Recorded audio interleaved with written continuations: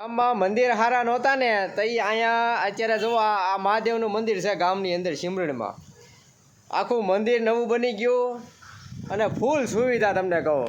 પણ ગામમાં કોઈ એટલે કોઈ આરતી ટાણે એક માણા ફરકે નહીં.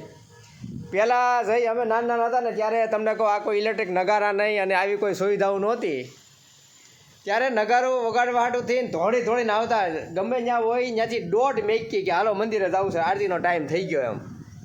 અત્યારે તમે જુઓ મંદિર સારું, એટલું સરસ મેદાન, એટલું બધું ગ્રાઉન્ડ, તમે જુઓ એકદમ હાઈ ક્લાસ નવું મંદિર બનાવ્યું છે. પણ પૂંજારી અને શંકર ભગવાન બે સિવાય કોઈ ન હોય મંદિરમાં. કેવો સમય આવ્યો છે હિન્દુઓનો, તમે વિચાર કરો. હિન્દુઓને ટાઈમ જ નથી મંદિરે જવાનો કે ક્યાંય પણ જવાનો. એટલે આ બધું પડી ભાગે છે. મંદિરે કોઈ નથી જતા તો ગામડામાં તો હવે બીજા માણસો તો ક્યાં જવાના, તમે કહો. હવે મંદિરે કોઈ આવતું નથી એટલે ગામડા તો આવું પડી ભાગ્યા છે.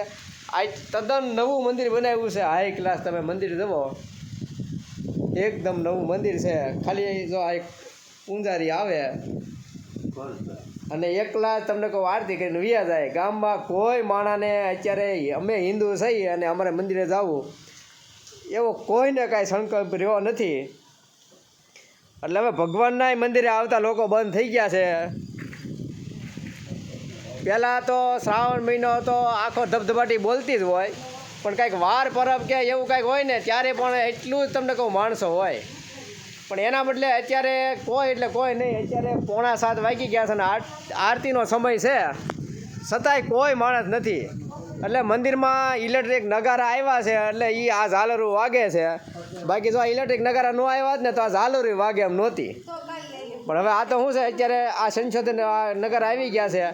પહેલાં મેં કીધું એમ નગારું વગાડવાટું છોકરા અહીંયા એટલા ભેગા થતા ને, અમે 15, 20, 25 છોકરા તો તમને કહું આમ ગમે ત્યાંથી વી આવે. મંદિરે આરતીનો સમય થાય એટલે અડી કાઢીને મંદિરે. એટલે હવે એ માયલું કાંઈ છે નહીં. પૂંજારી બાપા એક હોય અને આ ઇલેક્ટ્રિક નગારા કાઢ્યા છે એટલે એ બસ નગારું વાગે છે, નકર એ નગારા હવે વાગતા નથી.